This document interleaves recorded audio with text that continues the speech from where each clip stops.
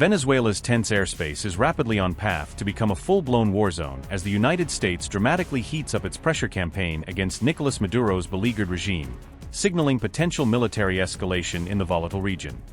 An advanced E-3 Sentry airborne warning and control system, commonly known as AWACS aircraft, was publicly tracked flying in international airspace perilously near Venezuela's borders, heightening fears of imminent confrontation.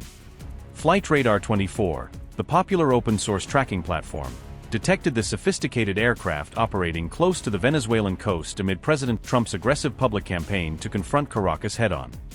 Experts have noted that E-3 Sentry planes may have been quietly present but deliberately untrackable over the Caribbean in recent days, operating in radio-silent modes to maintain operational secrecy. Hence, a high-profile U.S. military aircraft conducting openly trackable sorties near the Venezuelan capital of Caracas represents a calculated element of Washington's intensifying pressure campaign to rattle the Maduro government. The sudden appearance of these E-3 Sentry aircraft marks a key and ominous development, as they would undoubtedly form the critical command and control backbone of any major military operation launched against Venezuela. Open-source flight trackers have noted a sharp and concerning uptick in such publicly trackable military flights in recent weeks, suggesting a deliberate show of force rather than routine patrols.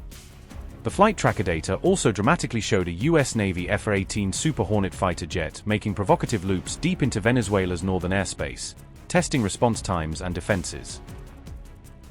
2 U.S. Navy E-18G Growler electronic warfare jets along with an E-2D Hawkeye early warning plane were also simultaneously tracked operating in the same contested region, amplifying the aerial presence. At present, the U.S. Navy maintains at least 11 heavily armed surface warships deployed in the region, including the massive aircraft carrier USS Gerald R. Ford, projecting overwhelming naval power just offshore.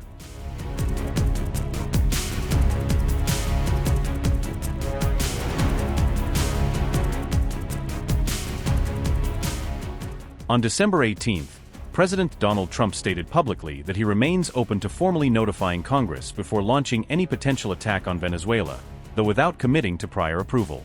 Earlier this month, the U.S. House of Representatives decisively shot down legislative measures that would have required Trump to obtain explicit prior congressional permission before taking military action against the South American nation.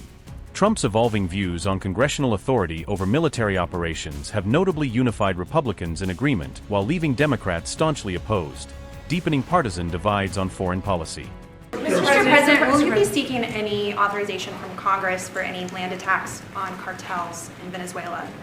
For any what? For any land attacks on drug cartels in Venezuela? I wouldn't mind telling them, but it's not a big deal. I don't have to tell them. It's been proven. But I wouldn't mind at all. I just hope they wouldn't leak it. You have people leak it. They are politicians and they leak like a sieve. But I'd have no problem doing that. Under current U.S. law, the president must promptly notify Congress within 48 hours after introducing American forces into active hostilities or situations where combat is imminent, per established war powers protocols. The resolution explicitly states that any such unilateral military actions are strictly limited to a maximum of 60 days without formal congressional authorization, after which forces must be withdrawn. Trump boldly claims that the United States possesses a legal and moral right to seize Venezuelan oil assets after ordering a naval blockade against all sanctioned ships attempting to export the nation's crude. Trump's dramatic blockade announcement has now sparked a fierce separate debate raging in Congress and across international circles about its questionable legality under both domestic and international law. Experts widely agree that Trump's aggressively asserted blockade represents a bold new test of presidential authority, potentially setting dangerous precedents for future executive military actions without legislative consent.